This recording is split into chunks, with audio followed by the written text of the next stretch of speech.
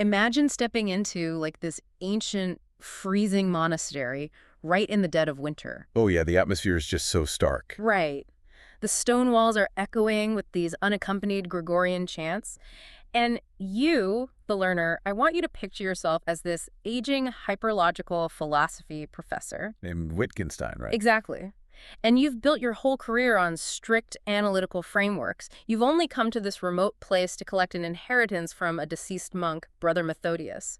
But sitting in the middle of this austere, chant-only chapel is something that honestly absolutely should not be there. Yeah, it's a piano. It's a piano. And the jarring displacement of that piano really sets the stage for everything we're exploring today. I mean, you're a philosopher, right? You're expecting maybe a rare book or some religious relic. Sure, something monastic. Right. Instead, you find this instrument. But the true anomaly is what's waiting inside the piano bench. Yeah, the manuscript. Exactly. It's a manuscript left by Brother Methodius, and it is just a complete visual and intellectual collision. It intertwines standard musical notation with ancient Sanskrit characters. Which is wild on its own. Totally. Yeah. Sanskrit, Eastern Orthodox, crosses, and then, most bafflingly to our professor, mathematical equations. And not just any math, right? No, equations derived directly from Gödel's incompleteness proofs. Okay, let's unpack this right away. We are taking you on a deep dive into the heart of a truly mind-bending philosophical sci-fi novel called The Recursive Cathedral. It is such a dense, beautiful text. It really is. And the mission of our deep dive today is to explore the profound thought experiment laid out in these excerpts. Like, what if human consciousness, our ability to learn, and our whole connection to the universe could be evolved not through, acquiring facts, but through collaborative attention? And specifically through the architecture of silence. Yes, the silence. But before we even get to that, we have to talk about Gödel. I mean, seeing his incompleteness theorems on sheet music would give a logician like Wittgenstein an absolute panic attack. Oh, 100%. It is the ultimate intellectual provocation. I mean, for those who might not spend their days reading theoretical math, Kurt Gödel essentially proved that any complex logical system will always contain statements that are, well, undeniably true. But impossible to prove. Right, exactly. Fundamentally impossible to prove within the rules of that system. So to understand the whole truth, you have to step outside the system itself. Wow. So by putting that math into a musical score, Methodius is basically telling the professor, like, your standard logic, it's not going to work here. Precisely. This manuscript is not a piece of music to be mastered. It's a manual for breaking out of our current cognitive system. It's really a technology for evolving collective human intelligence. Which brings us to how they actually try to play it. The professor realizes pretty quickly he can't tackle this alone. Yeah, he's completely stuck. So he ends up collaborating with this young novice monk named Sergei. And Methodius left a single footnote in the manuscript that essentially serves as like the operating instructions for the whole endeavor. I love this part. It's so good. It reads, "This piece should be played as if you were teaching a computer to pray." Teaching a computer to pray. Just the dynamic between these two characters there is brilliant. You have Wittgenstein, who possesses all the analytical tools in the world, but he's paralyzed by the manuscript's impossibility. Yeah, he overthinks it. Right. And then you have Sergei, who is profoundly confused and has absolutely zero musical training. He doesn't even know where middle C is on the keyboard. Exactly. But ironically, his complete lack of expertise is the very mechanism that allows them to succeed.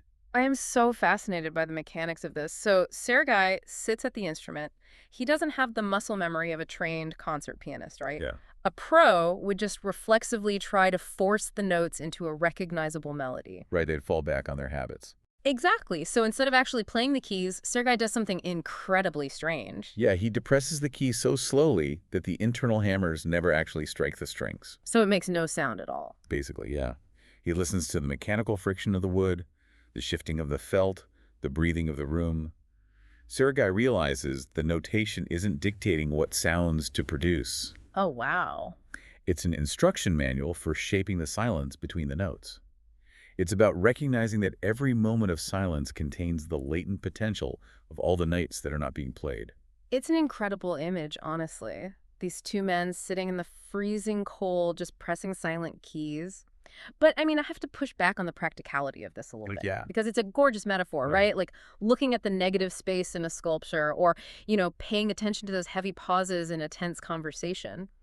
But how does sitting in a monastery performing silent piano concerts actually alter human consciousness? Like, what does it do in the real world? Yeah, it feels like a highly intellectual form of escapism. Well, what's fascinating here is that the author anticipates that exact skepticism through the professor's own initial frustration. The goal of this spiritual technology isn't to create a pretty aesthetic experience. Okay. It is designed to neurologically induce a state the text calls productive unknowing. Productive unknowing. Right. Let's look at the mechanics of our brains for a second. When we encounter a mystery or some unanswerable question, our amygdala often flags that ambiguity as a threat. Because confusion makes us deeply uncomfortable. Exactly. We rush to categorize it, to Google the answer, to close the gap so we can just feel safe again. We just want to solve a puzzle and move on. Precisely. But by forcing themselves to hold sustained collaborative attention on a mystery, this unplayable silent music without rushing to solve it, they're suppressing that fear response. Oh, I see. Yeah, they're actively rewiring their neural pathways to inhabit the tension of ambiguity. They're expanding their cognitive bandwidth to handle massive complexity without shutting down. So they're essentially lifting weights, but the weight is the discomfort of the unknown. They're literally upgrading their cognitive hardware. That's a great way to put it. But the book doesn't leave them isolated in the chapel forever, right? The true stress test of this productive unknowing is what happens when it interacts with the most ferocious learning machines on the planet. Children. Exactly, children. The narrative takes a major systemic leap right here. A neuroscientist brings her 8-year-old daughter, Maya, to the monastery. And Maya just completely upends things. She does. Maya observes the adults practicing this collaborative silence, and she delivers this completely disruptive critique of how human society traditionally handles education. Yeah, Maya points out that what adults call education is entirely backwards. She says it's just practicing being confused about things that adults already know the answers to. Right, she calls it artificial confusion. Artificial confusion. Think about your own experience in school, right? A teacher stands at the front of the room holding the answer to a math problem in their head. Yep, they have the secret code. Exactly, and the student's job is just to stumble around in the dark, feeling inadequate, until they guess the password the teacher is hiding. It's basically a hierarchy of hoarding facts. And it strips all the creative potential out of learning. Maya contrasts this deadening process with what she terms sacred confusion. Sacred confusion, I love that. Right. Sacred confusion occurs when a group of people, teachers, students, adults, children, are all genuinely excited to be confused together about a problem that absolutely no one has the answer to yet. Here's where it gets really interesting, because this flips the entire paradigm of how we learn at work or in school. It introduces this concept of intergenerational learning communities. Yeah, it completely flattens the structure. Right. In a traditional setting, age and memorized data dictate your power. But under a pedagogy of sacred confusion, those hierarchies just evaporate. You have an 8-year-old girl, a hyperlogical aging professor, and a novice monk all sitting around this silent piano, equally baffled. They are engaged in true collective inquiry. And the reason this works mechanically is that children naturally possess a high tolerance for not knowing. Right, because everything is new to them anyway. Exactly. They live in a world they don't fully understand. Adults, however, have been conditioned to view confusion as a professional vulnerability. Like you're failing at your job if you don't know the answer. Yes. So by embracing sacred confusion, the adults basically borrow the child's fearlessness, and the child borrows the adult's structured focus. That's beautiful. The text details how this realization eventually escapes the monastery and sparks a global parallel educational infrastructure. Communities begin to bypass standardized testing entirely. Because they realize that in a complex world, the ability to collaboratively navigate the terrifying unknown is like infinitely more valuable than just individually memorizing the known. Absolutely. The idea of a school where the primary goal is to become highly skilled at being confused together is so radical. But to truly alter human civilization, this movement has to penetrate beyond just education, right? Yeah, it can't just be schools. It has to collide with hard science, economics, global infrastructure. And that collision happens at a pivotal event in the narrative called the Consciousness and Complexity Conference in Geneva. Right, with Dr. Sarah Chen? Yes, Dr. Sarah Chen. She's this brilliant mathematician attempting to model the emergence of consciousness. Yeah. And at this conference, the contemplatives from the monastery's network sit down with top-tier mathematicians. But they don't do normal conference stuff. No, they don't just, present slide decks. They engage in shared, structured silence while looking at incredibly complex systemic models. Just staring at the math together in silence. And out of this collaboration, they develop something called the mathematics of compassionate uncertainty. The mathematics of compassionate uncertainty, it's a very evocative phrase, but I mean, how does the math actually change? A prime number doesn't stop being prime just because you sit quietly in a room with it. No, of course not. Pure abstract math doesn't change, but applied mathematical modeling does. The text describes a shift in how variables are handled. Usually, in climate or economic modeling, mathematicians treat equations as cold, objective frameworks.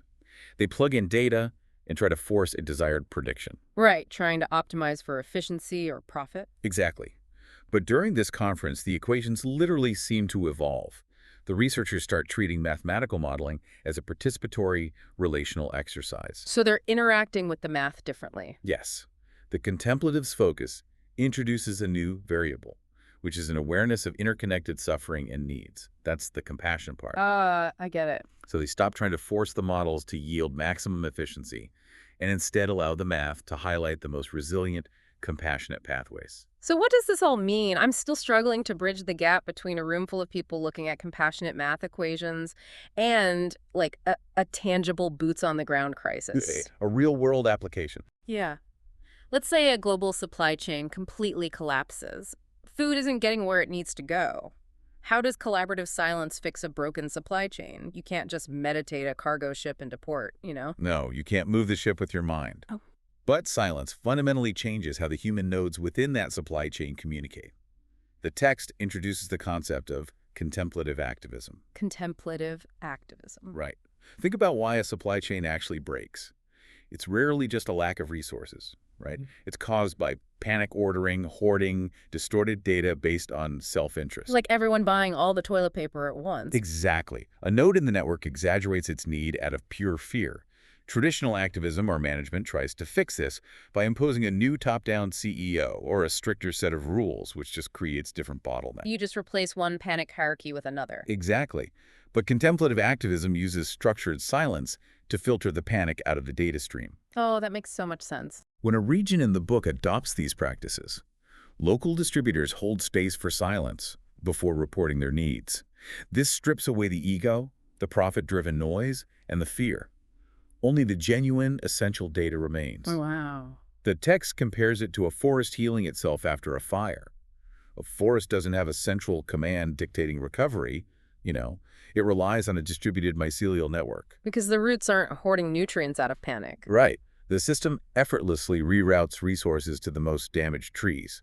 By utilizing sacred confusion, human communities learn to let their systems heal organically. They stop imposing artificial solutions and start supporting the intelligence the system already possesses. And it's wildly successful in the book, right? Oh, massively. The book notes that 73% of human settlements eventually adopt these collaborative decision-making models. It leads to massive environmental restoration. We see the rise of gift economies and time banks. Humanity basically steps entirely out of the paradigm of competitive individualism. They achieve a stable planetary consciousness integration. But the scale of this novel is just massive because it doesn't stop there. Once humanity masters intelligence on a planetary level, the boundaries of biology, the limitations of time, and the confines of Earth itself begin to shatter. Yeah, the narrative moves from a human scale to a galactic one. The epilogues are just breathtaking. We jump forward several decades. Maya, the little girl who first identified sacred confusion, is now 93 years old. And when she dies, it isn't an ending at all. Not at all. She leaves behind what the book calls a completion transmission. The text posits a profound shift in physics here. It's the realization that consciousness is not an emergent byproduct of the brain. Instead, consciousness is a fundamental structural property of the universe. Much like gravity or electromagnetism. Right. And the brain is merely an antenna that tunes into it. Yeah. So as Maya's biological antenna fails, she manages to encode her pedagogical consciousness into quantum information structures. Which sounds crazy, but it works in the story. It does. She literally continues teaching 7-year-old children in their dreams via these quantum frequencies. Her awareness survives as structural data. And this breakthrough in understanding consciousness coincides with humanity finally achieving interspecies communication. Yes, the whales. The whales. Researchers living in a floating community out in the Pacific Convergence Zone managed to establish A dialogue with blue whales. And the whales are not just singing simple melodies. The researchers discover that the vocalizations are actually a form of acoustic calculus. Acoustic calculus. Yeah, the whales are continuously computing and translating the chemical states of the oceanic ecosystems, the kelp forests, the thermal vents into mathematical patterns. Humans finally learn how to listen to the planet's own internal communications. It fundamentally alters how humans experience existence. It's less like humanity discovering a new tool, and more like a single cell finally realizing it's part of a massive, interconnected nervous system. That's exactly it. The text describes children learning deep time contemplative practices. They are no longer thinking in terms of fiscal quarters or even human lifespans. They're shifting their temporal awareness to feel the 100,000-year cycles of redwood forests. And when your temporal awareness expands to that degree, when you can cognitively sit with the 100,000-year life cycle of a mountain range rising and eroding short term, selfish interests completely evaporate. You just don't care about quarterly profits anymore. Exactly. You naturally develop an intergenerational ethic. The urgency of human ego is replaced by geological stewardship. We basically become true cosmic citizens. The book describes humanity collaborating with artificial intelligence, which, by the way, isn't portrayed as a dystopian threat here, but as a valued partner in processing this immense consciousness data. Right. It's a symbiosis. We collaborate with whales, with forests, and eventually we begin receiving and translating signals from galactic intelligence networks spread across the Orion arm of the Milky Way. And if we connect this to the bigger picture, the philosophical culmination of all this is a massive ontological shift. The characters realize that the universe is not a dead, empty void filled with random rocks and burning gas. Far from it. Right. The universe is a single, unimaginably vast consciousness. And what we call reality, our individual lives, the planets, the stars, is essentially that unified consciousness playing an infinitely elaborate game of hide and seek with itself. A game of hide and seek. That it completely recontextualizes the title of the book, honestly. The recursive cathedral. Right. Think about it. A cathedral is an architectural structure designed to echo, to reflect sound and light back upon the observer. And recursive implies a pattern that repeats itself by embedding itself within itself. So the universe is a recursive cathedral. Yes. It is awareness intentionally creating the illusion of separation.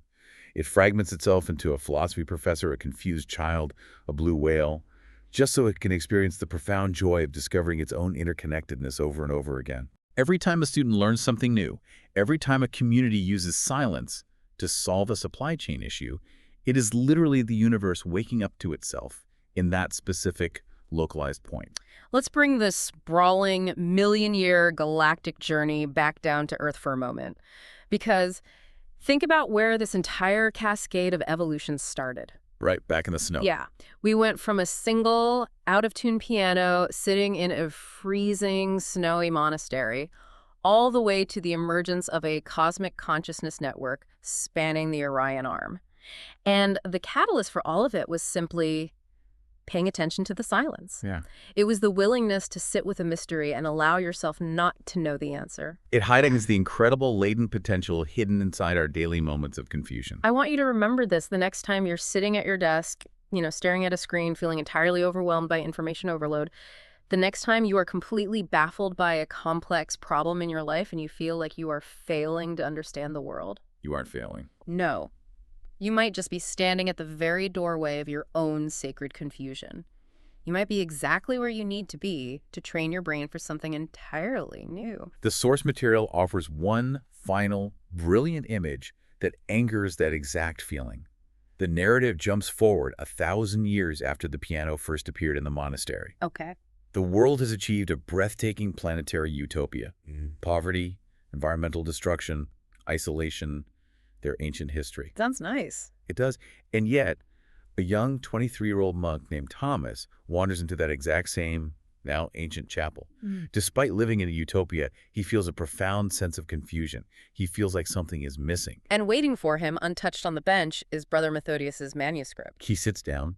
And he realizes that the universe is never actually done exploring itself. Right. The game of hide and seek is infinite. If this text is right, and the universe is constantly using our individual confusion and our burning curiosity as the very mechanism to learn about itself, then maybe the specific, highly personal, utterly baffling problem you are struggling to solve in your life right now is actually the exact puzzle the universe needs you to solve. So that it can take its next evolutionary step. Exactly. Something to think about.